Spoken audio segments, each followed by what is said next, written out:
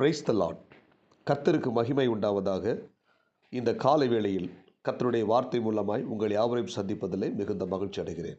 எபேசியர் புத்தகம் 4ஆம் அதிகாரம் 22ஆம் வசனத்திலிருந்து 24ஆம் வசனத்தை நாம் தியானிக்கப் போகிறோம்.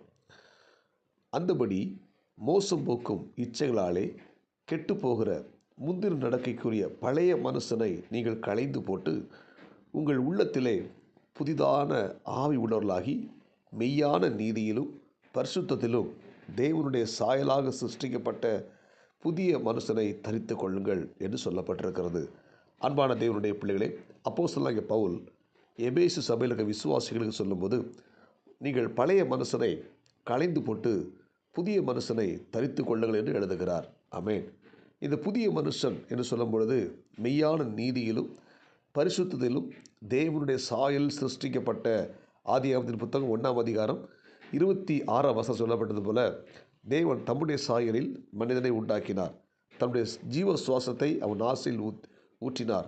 அப்போ தேவ சாயலில் படைக்கப்பட்ட மனிதன் அந்த புதிய உலகத்தில் ஆண்டவர் இந்த உலகத்தை படைக்கும் பொழுது அந்த புதிய உலகத்தில் ஒரு புதிய மனுஷனை மண்ணினால் உருவாக்கினார். தன்னுடைய சாயலில் உருவாக்கினார். தன்னுடைய ஜீவ சுவாசத்தை ஊற்றினார். அந்த மாதிரிப்பட்ட ஒரு புதிய மனிதனை நீங்கள் தரித்து கொள்ளுங்கள் என்று பவுல் சபைக்கு சொல்லுகிறார். அல்லேலூயா. இந்த காலை நேரத்தில் இறைவார்த்தை கேட்கிற தேவனுடைய பிள்ளைகளே, நாம் எந்த நிலைமையில் இருக்கிறோம்? பழைய மனுஷனாக இருக்கிறோமா, இல்லை புதிய மனுஷனாக இருக்கிறோமா? பழைய மனுஷன் என்றால் இயேசுவை அறிவதற்கு முன்பதாக, இயேசுவை ஏற்றுக்கொள்வதற்கு முன்பதாக நாம் வாழ்ந்த வாழ்க்கை ஒரு பழைய மனிதன். அசுத்தமான காரியங்கள், பாவ இச்சையோடு கூட வாழ்ந்த ஒரு காலம், அது பழைய மனிதன். என்று இயேசு கிறிஸ்து நம்ம ஏற்றுக்கொண்டோமோ, அவர் நம்முடைய சாயல் நமக்கு கொடுத்திருக்கிறார். நாம் புதிய மனுஷனாய் மாறியிருக்கிறோம். எனவே இந்த காலை நேரத்தில் இறைவார்த்தை கேட்கிற நீங்களும் நானும் அந்த பழைய மனுஷனுடைய சுபாவங்களை விட்டு ஒரு புதிய மனுஷனாய் மாற நம்மை அர்ப்பணிக்க வேண்டும். இங்கே பவுல் சபைக்கு சொல்லும்போது புதிய மனுஷன் என்றால் 25ஆம் வசனம், அன்றியும் நாம் ஒருவருக்கு ஒரு அவயங்களாய் இருக்கிறபடியால் பொய்யை களைந்து அவன் பிறனோடு மெய்யை பேச கடவன். அல்லேலூயா. அப்போ புதிய மனுஷன் என்றால் எப்பொழுதும் மெய்யை பேச வேண்டும், உண்மையை பேச வேண்டும். அல்லேலூயா. இன்றைக்கி பார்த்தீங்கன்னா அநேக தேவனுடைய பிள்ளைகள் ரட்சிக்கப்பட்டு இயேசு கிறிஸ்து சொந்தமாக ஏற்றுக்கொண்டு சபைக்கு போய் விசுவாசியில் இருக்கிற அநேகருடைய வாழ்க்கையில் துணிகரமாக பொய் சொல்கிறார்கள். பொய் வார்த்தைகள், பொய் நாவு கர்த்தருக்கு அருவருப்பானது. பொய் பேசி கொண்டிருப்போமானால் நாம் இன்றைக்கும் ஒரு பழைய மனுஷனை போல தான் இருக்கிறோம். புதிய மனுஷனாக நம்ம இருக்கலை. நம்ம கவனமாக இருக்கணும். பொய் பேசக்கூடாது. பொய் நாவு கர்த்தருக்கு அருவருப்பானது. 10 கட்டளைகளில் ஒரு கட்டளை பொய் சொல்லாதிருப்பீர்களாக என்று சொல்லப்பட்டிருக்கிறது. எனவே பொய் பேசி கொண்டிருப்போம்னால் நம் புதிய மனுஷன் அல்ல, ஒரு பழைய மனுஷனாக வாழ்ந்து கொண்டிருக்கிறோம். இந்த இறைவார்த்தை கேட்கிற தேவனுடைய பிள்ளைகளே, நீங்கள் பொய்களை களைந்து மெய்யை பேசுங்கள். ரெண்டாவது பார்த்தீங்கன்னா 26ஆம் வசனம், நீங்கள் கோபம் கொண்டாலும் பாவம் செய்யாதிருங்கள், சூரியன் அஸ்தமிக்கிறதுக்கு முன்பதாக உங்கள் எரிச்சல் தனியே கடவுது. அதாவது கோபப்பட்டாலும் பாவம் செய்யாதீங்க, அந்த கோபம் சூரியன் மறைவதற்குள்ளே தணிந்து விட கடவுது என்று சொல்லப்பட்டிருக்கிறது. ஆமென். ரெண்டாவது பார்த்திங்கன்னா, நம்ம கோபத்தோடு கூட இன்றைக்கி அநேக தேவனுடைய பிள்ளைகள் செய்கிறாங்க, கோபத்தோடு கூட இருக்கிறார்கள். சிலர் மேலே அந்த எரிச்சல் அது இன்னும் தனியாமல் பல நாட்களாக அந்த எரிச்சல் தனியாமல் இருக்கிறாங்க. அந்த எரிச்சல் அன்றைக்கி சாயந்தரமே, காலையில் நம்ம கோபப்படுறோன்னா சாயந்தரம் அந்த கோபம் குறைந்து போய் நம்ம நார்மல் ஸ்டேஜுக்கு வந்துடணும். நம்ம யார்கிட்ட கோபப்பட்டோமோ அவங்கள்ட்ட சாரி கேட்டுறணும். அப்படிப்பட்ட ஒரு நல்ல குணம் நமக்குள்ளே உண்டாகணும். நம்ம எரிச்சல் தனியணும். அது புதிய மனுஷனுக்கு அடையாளம்.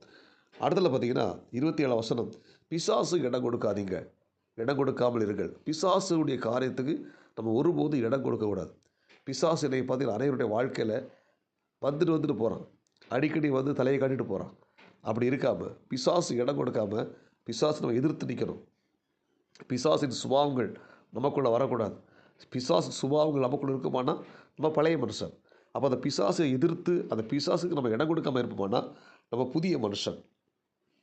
அடுத்தல சொல்லப்பட்டு 28ஆம் வசனம், திருடுகிறவனை நீ திருடாமல் குறைச்சலவனுக்கு கொடுக்கத்தக்கதாக தனக்கு உண்டாயிருக்கும்படி தன் கைகளினால் நல்ல வேலை செய்து உழைக்கணும். நல்ல ஹார்ட் ஒர்க் பண்ணணும், நல்லா உழைக்கணும்.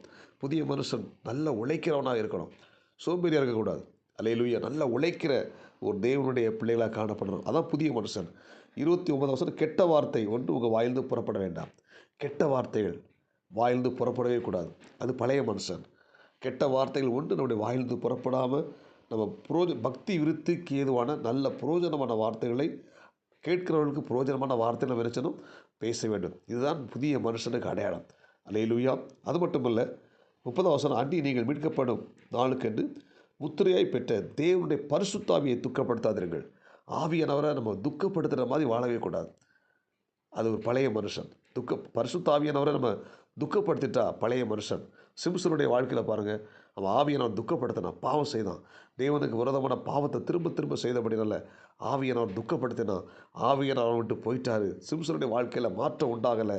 சிம்சனுடைய வாழ்க்கை அழிந்து போனது. எனவே இந்த இறைவார்த்தை கேட்கிற தேவனுடைய பிள்ளைகள் நாம் ஒவ்வொருத்தரும் புதிய மனுஷனாக வாழ நம்மை அர்ப்பணிப்போம். ஆமென். நல்ல உண்மைகளை பேச வேண்டும். அது மட்டுமல்ல, எரிச்சல் சூரிய மறைவுக்குள்ளே தணிய வேண்டும். பிசாசுக்கு ஒருபோது இடம் கொடுக்கக்கூடாது. நம்ம கைகளால் நல்ல வேலை செய்து குறைச்சல் உள்ளவர்களுக்கு நம்ம நினைச்சணும் கொடுக்கிற தேவனுடைய பிள்ளைகளை காணப்படணும். கெட்ட வார்த்தை ஒன்று நம்முடைய வாயிலிருந்து புறப்பட்டுறக்கூடாது. ஆவியானவரை நம்ம என்ன செஞ்சிடக்கூடாது, ஒருபோதும் துக்கப்படுத்திடக்கூடாது. எல்லாவற்றுக்கும் மேலாக 32ஆம் வசனம், ஒருவருக்கொருவர் தயாவாகவும் மன உருக்கமாக இருந்து கிறிஸ்துக்குள் தேவன் உங்களுக்கு மன்னித்தது போல நீங்களும் ஒருவருக்கொருவர் மன்னிங்கள். எல்லாரையும் மன்னிக்கிற அந்த கிருபை நமக்குள்ளே காணப்படணும். எல்லாரையும் மனதார மன்னிக்கிற அந்த சுபாவம் நமக்குள்ளே காணப்படும். இதுதான் புதிய மனுஷன். எனவே இந்த புதிய மனுஷனை தரித்து கொண்டு சபைக்கு ஆஸ்வாதமாக இருப்போம், இந்த தேசத்துக்கு ஆஸ்வாதமாக இருப்போம், இந்த சந்ததிக்கு நம்ம ஆஸ்வாதமாக இருப்போம். கர்த்தர் நம்மை பலப்படுத்துவாராக. ஜெபிப்போமா. பரலோக தேவனே, இந்த காலை நேரத்தில் இறைவார்த்தை கேட்ட ஒவ்வொரு தேவனுடைய பிள்ளைகளும் ஒரு புதிய மனிதனை தரித்து கொள்ளணும். பழைய மனுஷனுடைய சுபாவங்கள் அவர்களுக்குள் இருக்குமானா அதை விட்டு விலகி ஒரு புதிய மனுஷனை வாழ உதவி செய்வதாக. இந்த இறைவார்த்தை கேட்ட எல்லா தேவனுடைய பிள்ளைகளையும் கர்த்தர் ஆஸ்வதிங்க. இந்த நாளுக்குரிய கிருபை கொடுங்க. இயேசுவின் நாமத்தில் ஜெபிக்கிறோம் நல்ல பிதாவே, ஆமென். God bless you. உங்களை யாவரை கர்த்தர் ஆஸ்வதிப்பாராக. இந்த நாள் உங்களுக்கு இனிமையாய் அமையட்டும். ஆமென்.